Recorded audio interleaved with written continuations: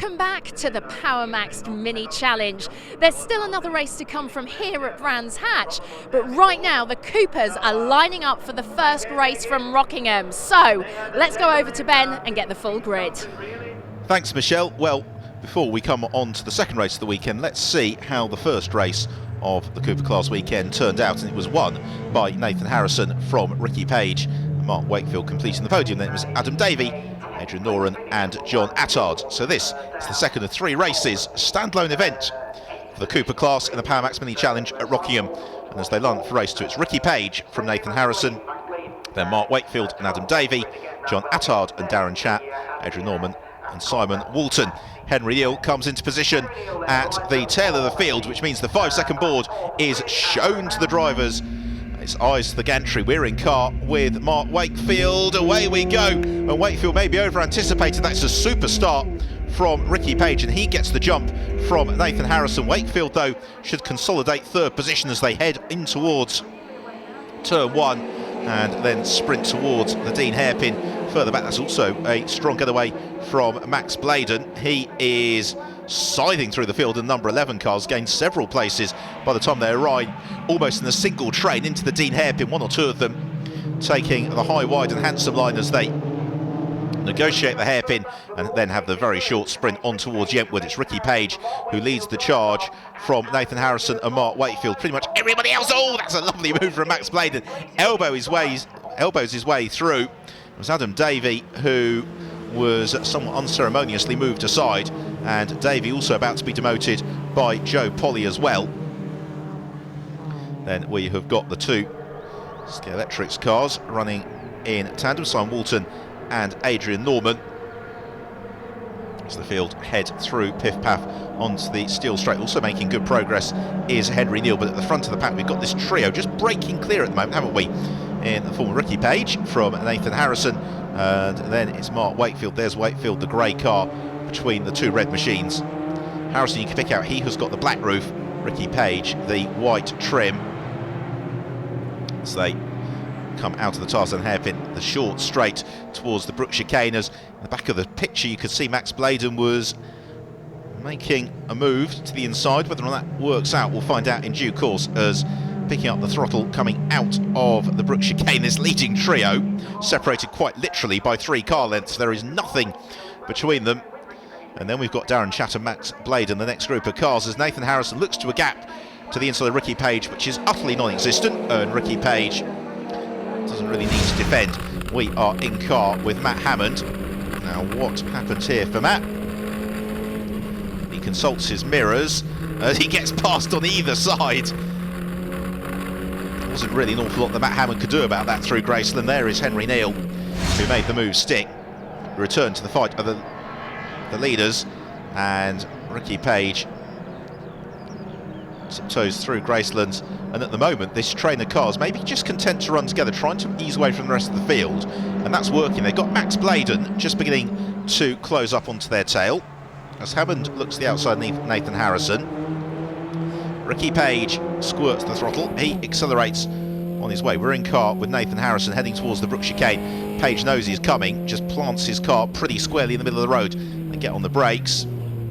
Harrison closes up onto Ricky Page, all seesaws at the wheel, and the gap almost opens up and presents itself. Page was a little bit more tentative through Brook than Harrison expected. He really had to pass Page to avoid running into the back of him, so now Harrison takes lead of the race, and Mark Wakefield may well also be able to propel himself past Ricky Page. They've been joined by Max Bladen. This is fantastic racing. Ricky Page should just hold on to second position, however, as Mark Wakefield is forced to the outside line. We're in car with Wakefield now. Now, what is he suggesting as he waves his finger? I think he was signalling to Ricky Page, I'm not going to challenge. I'm not sure that Ricky Page would have really seen that, but nonetheless, it's the gesture that counts.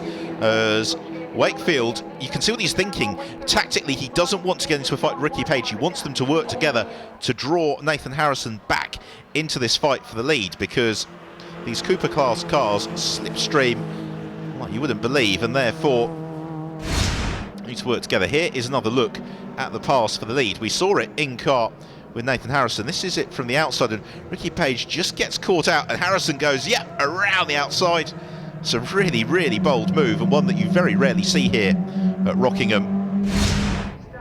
But we've seen time and time again in the Cooper class of the Power Max Mini Challenge that they will pass where others fear to even go at high speed, because these drivers do not know the meaning of fear, and they are very bold in where they overtake.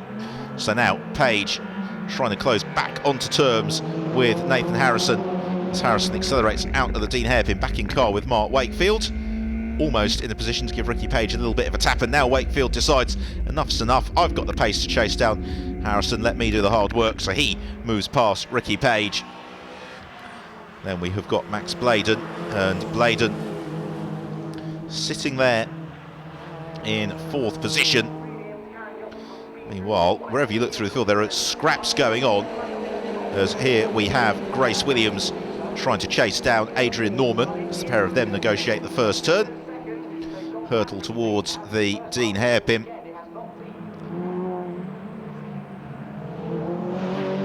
Norman, she's got the advantage at the moment. They've got Henry Neal in the bright yellow car closing up onto their tail as well. And they're all in pursuit of the blue machine of Adam Davey. So through Yentwood they come. The very slight incline uphill towards Chapman Curve. It's just flicking his car sideways there is Adam Davey. There is the 70 car, that's Grace Williams. She's got Henry Neal looking to the inside into Piff Paff.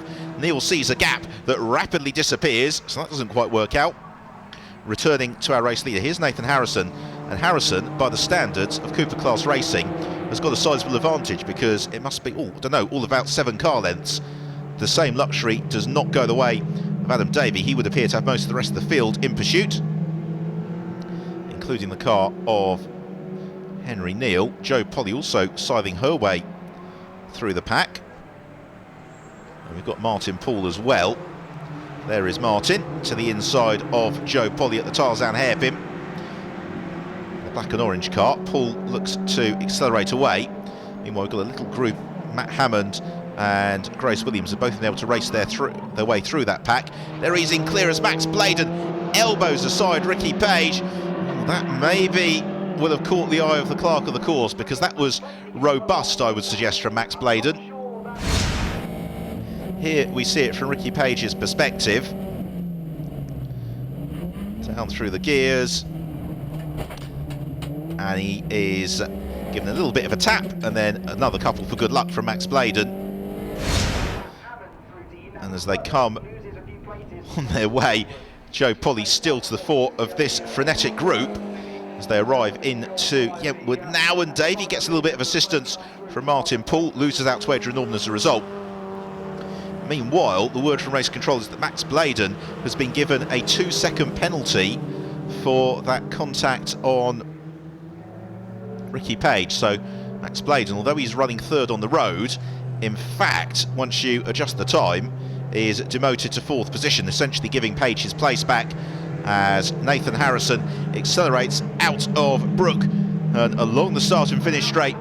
The checker flag is ready and waiting. It's been a great drive from Harrison. He takes the win, while Wakefield is in 2nd place. Then Ricky Page, although he's 4th on the road, will get 3rd. So look then at the results. So Harrison wins it from Wakefield and Page. Max Bladen, a fighting drive, rewarded with 4th nonetheless. Then it's Darren Chapp and Grace Williams, who was to the fore of that titanic scrap behind. So up onto the top step of the podium for a very happy Nathan Harrison.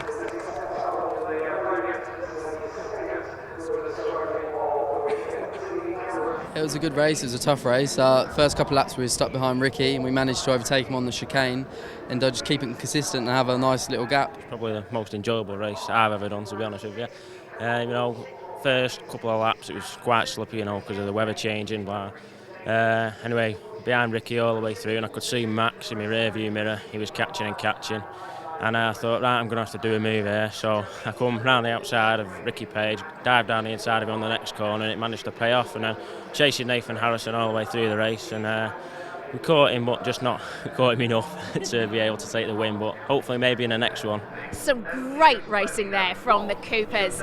The Power Max Mini Challenge continues with the turbos here at Brands Hatch after the break.